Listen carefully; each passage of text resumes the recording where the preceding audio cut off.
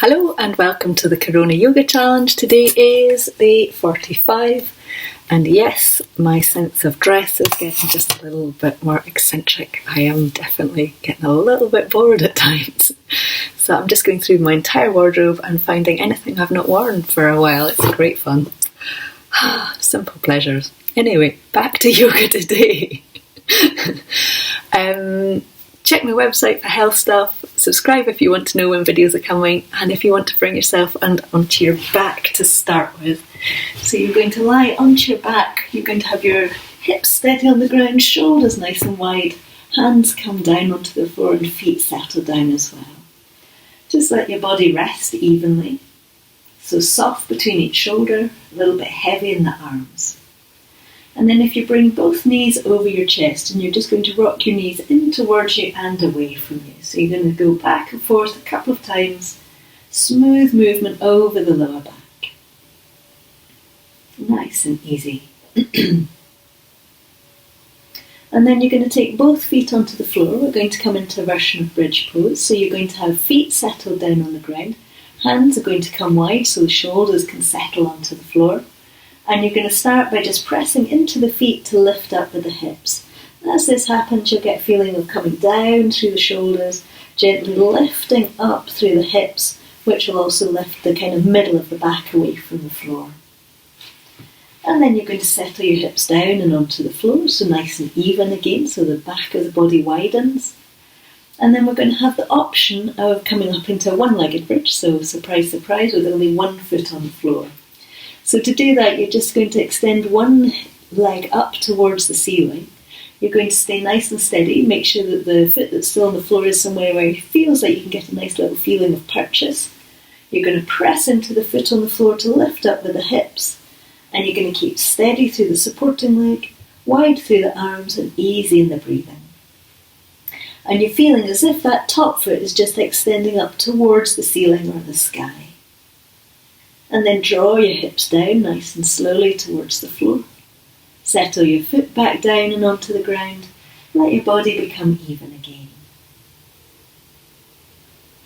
And then other legs. So leg or foot is extending up towards the ceiling.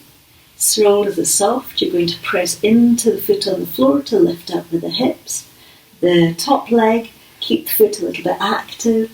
Shoulders are relaxed. Breathing is steady. And this supporting leg is doing a bit of work, so do take your hips closer to the ground if you would prefer. And then slowly draw your hips down towards the floor and let both knees come onto the floor, or both feet come onto the floor. You're going to bring your knees up and over your chest again, and then just ease out from one side to the other side. So nice and comfortable, nice and easy.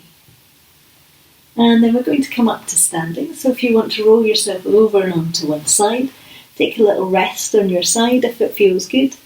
And then when you feel ready to come up to standing, if you bring yourself up. So sometimes we do coming through our forward bend, but I just did a nice comfortable roll around the floor version there. So from a comfortable standing position, you're going to take one foot forwards. So both feet are coming straight forward. Front knee is going to bend over the front foot, front ankle. So nicely lined just straight over the top. Hands are going to come up and overhead. Shoulders are going to relax down the back of the body. And you're just going to get a feeling of that gentle lift up and underneath the diaphragm. And then stepping into your front foot, both feet find the floor. And then to the opposite side. So same thing, just a comfortable step. Front knee is bent over the ankle. So not far forward, not far back. Nice and steady over it, so gravity is coming right down through the, what we call, not the foreleg, the lower leg, nice and steadily and evenly. Hands are going to come up and overhead. Shoulders relax down the back of the body. Get wide across the chest, wide across the shoulders. And then step into your front foot, bring yourself back to both feet standing. We're going to have the option now of taking a bigger step, so do stick with that small step or smaller if you feel that would be better for you. But if you want to take a big step, you can take a really nice big step. Make sure that your feet are steady on your mat so you're not at all slippy. Same thing, you're bending your front knee so it's over your ankle joint. So if you can only bend this much, bring that back heel in a little bit. So we've got front knee set up really well. And the pelvis is staying facing towards the front edge of your mat. So we're not kind of coming round as we might do for triangle pose. You're going to let both hands come up overhead, soften with the shoulders, and then glue down through the back heel. Get the feeling of that nice opening sensation through the back calf. And then from here, if you want to, stay very steady with the feet and just gently open up towards the ceiling with a feeling of length through the front and through the back of the body. And then take your hands down, take your weight into your front foot, step yourself to both feet standing. And then we're going to do the other side.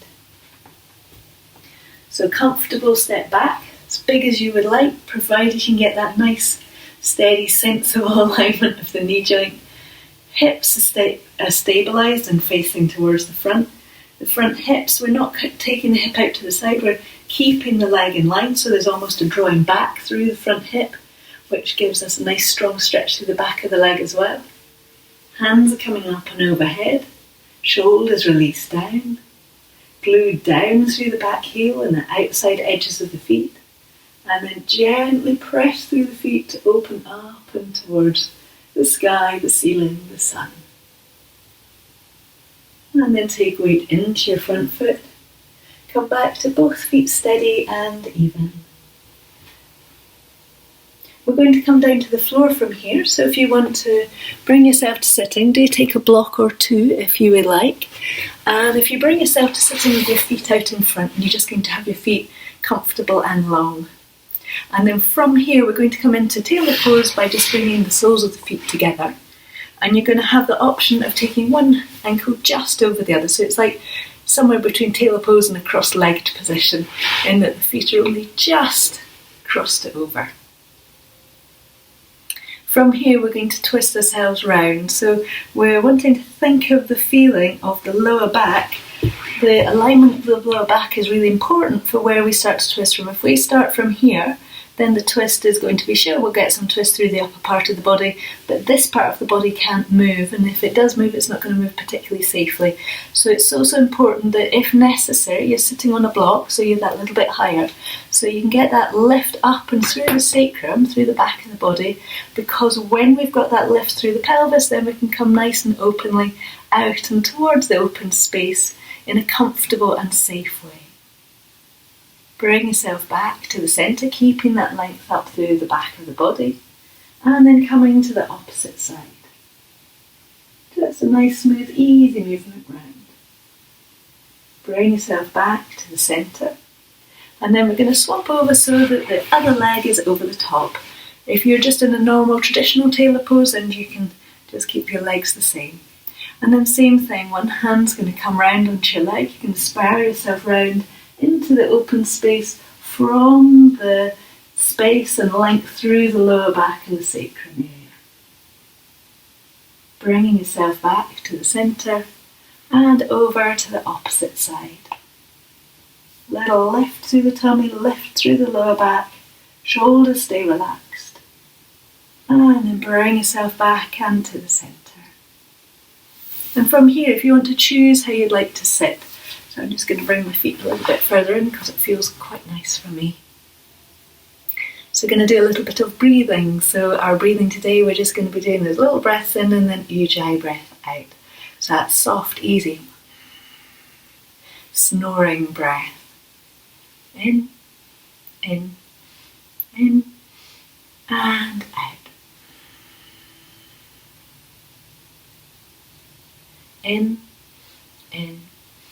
In, and out. Feeling that you can, as you do those little sips, that you can really fill the lungs so that you've got as big a breath in as possible for a minor, just a tiny little moment of time.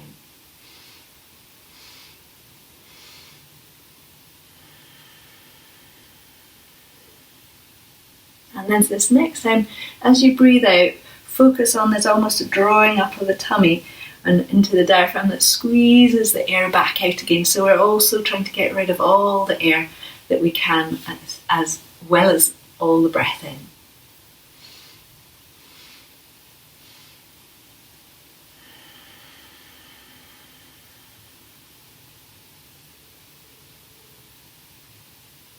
And an easy breath. Easy breath, so we come back to just whatever the breath is in this moment.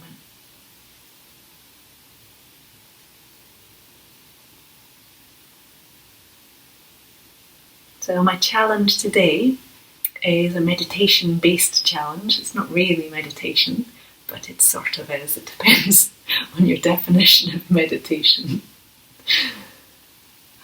So many, see, just something as simple as that can bring up about 5 blogs, articles, even books in my mind. But anyway, I'm not going to go there.